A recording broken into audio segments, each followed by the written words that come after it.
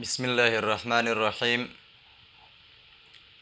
قربانی کی مسائل اور فضائل کیا ہے، قربانی کی اہمیت کیا ہے، اور قربانی کی اہمیت قرآن اور حدیث کی روشنی میں، اور قربانی کی شرائط کیا ہے، اور چوتھی قربانی کی نصاب کیا ہے، اور قربانی کون کون سی جانور سے کی جاتی ہے، قربانی کے لیے کون کون سی جانور خریدنی چاہیے، اور وہ جانور جس کی قربانی نہیں ہوتی تو انشاءاللہ آج ہم مختصراً تفصیل کے ساتھ یہ بیان کریں گے، تو آپ ضرور سنیے یہ قربانی کی اہمیت کیا ہے۔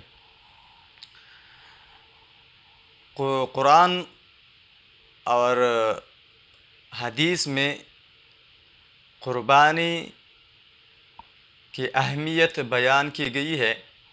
قربانی کی اہمیت یعنی قربانی یہ قدیم ترین شعائر دین میں سے ہے۔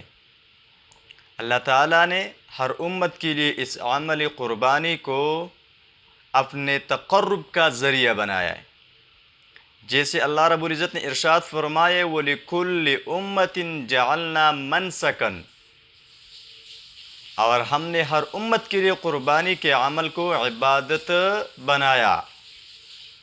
تو قربانی اللہ رب العزت کا تقرب حاصل کرنے کے لیے ایک بہترین عمل ہے۔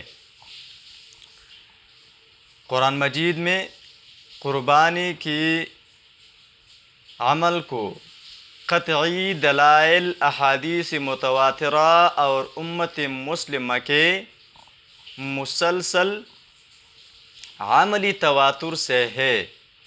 یہ اہمیت قربانی کی۔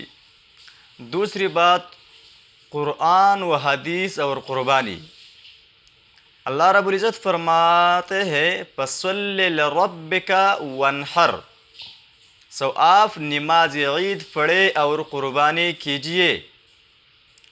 رئیس المفسرین حضرت ابن عباس رضی اللہ تعالی عنہ، حسن بصری، مجاہد اور اکرمہ تابعی ہے کہ فَأَذْبَحْ يَوْمَ النَّحْرِ، کہ آپ عید کے دن قربانی کیجئے۔ عید کے دن کیا کیجئے؟ قربانی کیجئے۔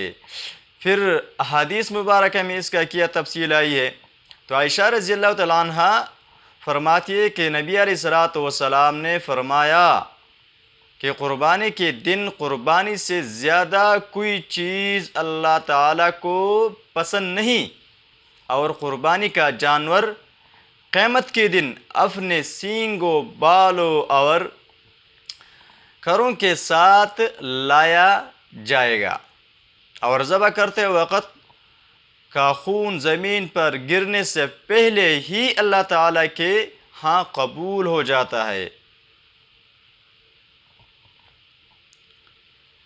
پھر قربانی کے نصاب کیا ہے؟ نصاب قربانی اور قربانی کی وجوب کے شرائط، اس کے شرائط کیا ہے، قربانی کے نصاب کیا ہے، قربانی کس پر واجب ہے، اور قربانی آیا واجب ہے، فرض ہے، سنت ہے۔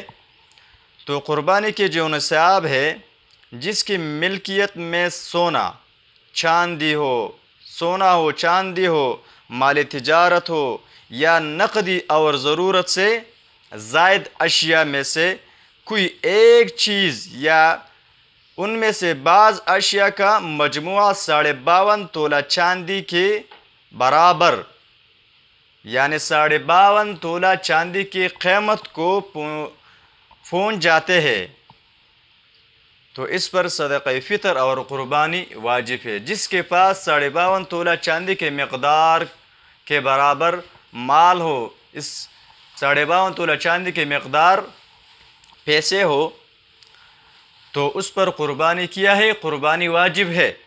وہ صدقہ فطر اور قربانی دونوں ادا کریں گے۔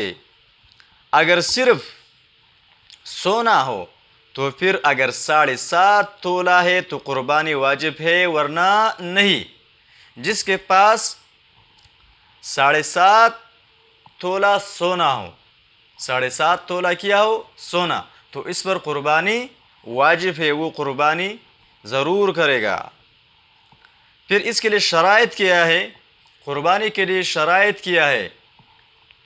تو اس کے لیے شرائط یہ ہے کہ اس کے وجوب کے لیے 6 شرائط ہے۔ یہ 6 شرائط اس کے ساتھ ہونا لازمی ہے۔ پہلا شرط مسلمان ہونا، غیر مسلم پر واجب نہیں ہے۔ پہلا شرط کیا ہے؟ مسلمان ہونا، غیر مسلم پر واجب نہیں ہے۔ دوسرا مقیم ہونا، مسافر پر واجب نہیں ہے، مسافر پر قربانی واجب نہیں ہے۔ آزاد ہونا اور غلام پر واجب نہیں ہے۔ بالغ ہونا نابالغ پر واجب نہیں ہے۔ اور پانچویں عاقل ہونا، کیونکہ مجنون پر واجب نہیں ہے۔ اور چھٹا نمبر مالدار ہونا، مسکین پر واجب نہیں ہے۔ تو یہ اس کی شرائط ہے۔ اس شرائط پر پورا اترنے والا شخص پر قربانی واجب ہوگا۔ پھر قربانی کے جانور، کون سے جانور سے قربانی ہوتی ہے؟ اور جب ہم جانور خریدتے ہیں تو اس کی عمر کو ہم دیکھتے ہیں کہ یہ کتنی عمر کا جانور ہے اور اس جانور کے لیے کتنی عمر ہونی چاہیے، تو اس بات کا زیادہ سے زیادہ خیال رکھنا چاہیے۔ تو جب آپ قربانی کے لیے اونٹ خریدتے ہو تو اس کا عمر کتنا ہونی چاہیے؟ عمر کم از کم 5 سال ہو۔ اونٹ کا عمر 5 سال ہو تو اسے قربانی جائز ہوگی۔ دوسرے گائے ہو یا بیل ہو تو اس کے کم از کم عمر 2 سال ہونے چاہیے۔ یا اور چھوٹی جانوروں میں بکرا یا بکری، بیل، دمبا وغیرہ، اس کی عمر کتنی ہونی چاہیے؟ 1 سال ہونی چاہیے۔ اس کے کم از کم عمر 1 سال ہو تو پھر اس سے قربانی ہو جائے گی۔ پھر تیسرے، اگر البتہ دمبا اگر اتنا موٹا ہو کہ دیکھنے میں پورے سال کا معلوم ہو تو پھر حالانکہ وہ سال سے کم لگتا ہے، عمر اس کا سال سے کم ہے، تو اگر دیکھنے میں اتنا آتا ہے کہ یہ موٹا ہے تو پھر اس کی قربانی جائز ہے، بشرط یہ کہ وہ دمبا جو ہے نا وہ 6 ماہ کا ہوگا، 6 ماہ سے کم نہ ہو، تو پھر اس کی قربانی جائز ہے۔ پھر ایسے جانور جس پر غیب ہو تو غیبدار جانوروں کی قربانی جائز نہیں ہے۔ وہ غیبدار جانور کون سے؟ یعنی لنگڑا جانور، اس کی قربانی نہیں ہوگی۔ جس کا لنگڑا فن اتنا ظاہر ہو کہ ذبح کی جگہ تک نہ پہنچ سکے، تو ظاہر بات ہے تو پھر اس سے قربانی جائز نہیں ہوگی۔ دوسرا اندھا، ایسا کانا جس کا کانا فن ظاہر ہو۔ اور تیسرا ایسا بیمار جس کی بیماری بالکل ظاہر ہو، ایسا بیمار جس کی بیماری بالکل ظاہر ہو تو اس سے قربانی نہیں ہوگی۔ اور چوتھا ایسا دبلا، مریل، بوڑھا جانور جس کی ہڈیوں میں کیا ہو، جس کی ہڈیوں میں گودانا رہا ہو، تو اس سے بھی قربانی ادا نہیں ہوگی۔ اور پانچویں، جس کی پیدائشی دم نہ ہو، یعنی پیدائشی دم نہ ہو تو اس جانور سے بھی قربانی نہیں ہوگی۔ اور جس کا پیدائشی ایک کان نہ ہو تو پھر بھی اس کی قربانی جائز نہیں ہے۔ تو اور آٹھواں، جس کی پیدائشی طور پر تن نہ ہو تو اس کی بھی قربانی نہیں ہوگی۔ اگر ہم قربانی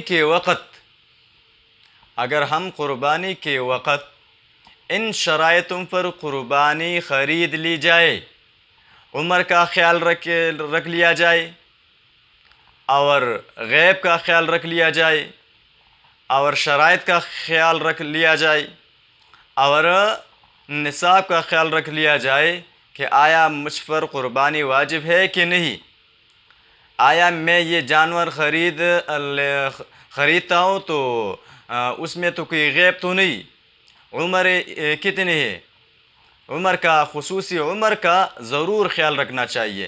اگر اس شرائط پر آپ نے قربانی خرید لی اور اس نیت سے، اللہ رب العزت کی رضا الہی کی نیت سے اور جناب ابراہیم علیہ السلام کی سنت کو زندہ کرنے کی نیت سے، تو پھر آپ مطمئن رہے، دل میں مطمئن رہنا چاہیے کہ میری قربانی اللہ رب العزت نے قبول کی ہے۔ انشاءاللہ ہم دعا کریں گے کہ تمام امت مسلمہ کے جتنے بھی مسلمان لوگ ہیں وہ قربانی کرتے ہیں، اللہ رب العزت تمام امت مسلمہ کے قربانیوں کو قبول فرمائے۔ وصلی اللہ تعالی علی خیر خلق محمد وعلی آلہ وصحبہ اجمعین۔